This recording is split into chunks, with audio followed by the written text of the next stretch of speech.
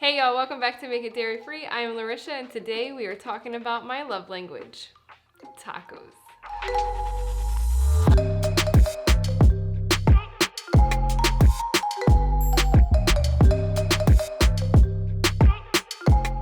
Okay, not really tacos, but how to make flour tortillas. And okay, it's not really a love language, but if food was a love language, then tacos would probably be it for most of us.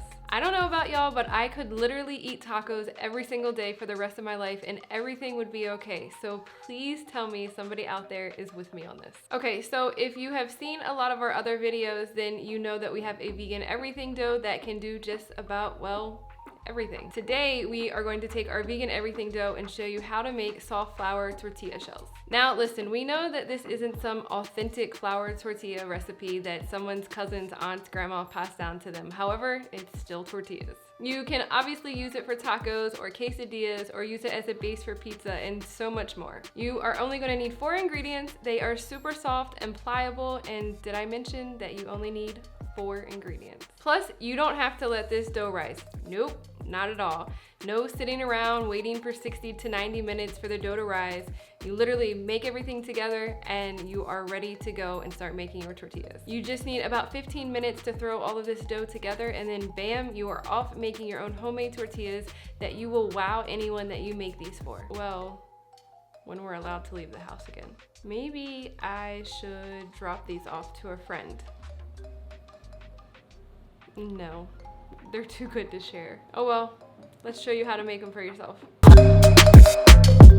Alright y'all, it's time to show you how easy it is to make these homemade vegan tortillas. And yes, we're going to be using our everything dough. If you are new to our channel, I think this is probably like the 20th recipe or so that we've made with the same base of ingredients. We are going to start with our all-purpose flour and then add sugar, yeast, and salt. You can substitute the sugar for maple syrup or agave in the same amounts and the recipe will still come out perfectly. Then just mix together. Finally, add water and combine it until almost all together, making sure to get all the flour from the bottom mixed in. Get in there and get your hands a little messy with this one. As you can see, we aren't using a stand mixer here.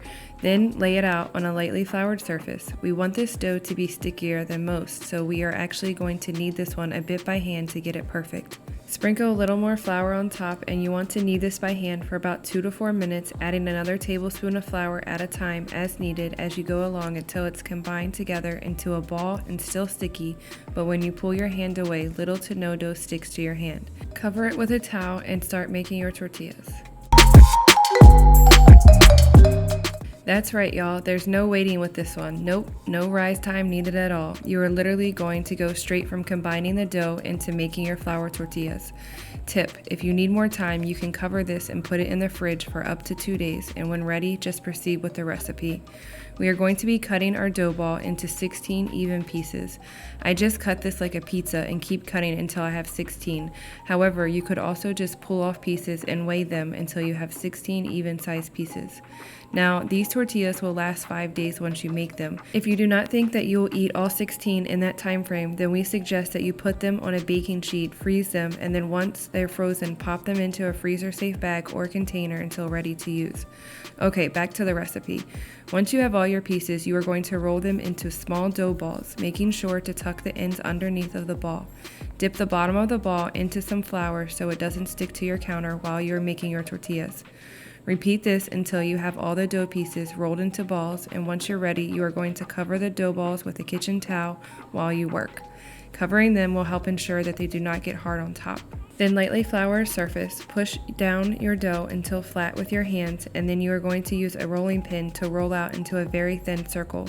We are talking about no thicker than an 1/8 inch thin piece of dough. To get your tortilla into a perfect circle, make sure to roll down your rolling pin, then turn, roll again, and keep going around until you have a circle. Once you have your dough rolled out, you are going to add it to a non-stick skillet over medium-low heat. You are going to cover with a lid and then let cook for 60 seconds or so before flipping and cooking for the same amount of time. If you see bubbles forming and expanding your dough, don't worry, this is normal and okay. Don't try to open the lid and push your tortilla down or pop the bubble, just let it cook. It will go back down after coming off the heat. Now our preference is a softer and chewier tortilla, so what we found to work best is to add a little bit of water, about a teaspoon, on 2 sides sides of your pan. Be really careful here. You want to try not to have the water touch the tortilla. Work quickly but carefully to get your water in the pan and your lid on so the steam stays inside. When you flip your tortilla, you're going to repeat adding the water on both sides again. You can see the results here. The one on the right has no water added and the one on the left has water added, and it's so much more softer and pliable, making it perfectly foldable. So the choice is yours which way you want to do it. Bonus time, we're going to show you how we make our Korean-inspired broccoli tacos, and then of course use up those tortillas that you just saw us make. First, we are going to make our sauce. We start with brown sugar, and you could swap this with coconut sugar, and then add in garlic, fresh ginger, red pepper flakes, sesame oil, and low-sodium soy sauce. The red pepper flakes can be decreased if you don't like spicy ingredients. Set the sauce to the side and add sesame oil to your skillet. Add in the broccoli. We use stems and florets for zero waste and make the meal go further. You're going to try to spread your broccoli out as much as possible, and then don't touch it for 2 minutes. You want to get a sear on the broccoli. Then stir everything together and add in your sauce. Add a lid and let cook until the broccoli is easily pierced with a fork, about 5 to 7 minutes. Scoop out the broccoli and add it to a homemade tortilla shell with some diced tomatoes, red onions, sesame seeds, and more like kimchi or even fresh cucumbers. Use the leftover sauce to make a fried rice later in the week.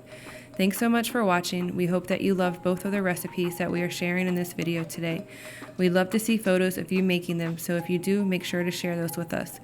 We'd love if you could give the video a like, make sure to subscribe and turn on those notifications so you don't miss our next video.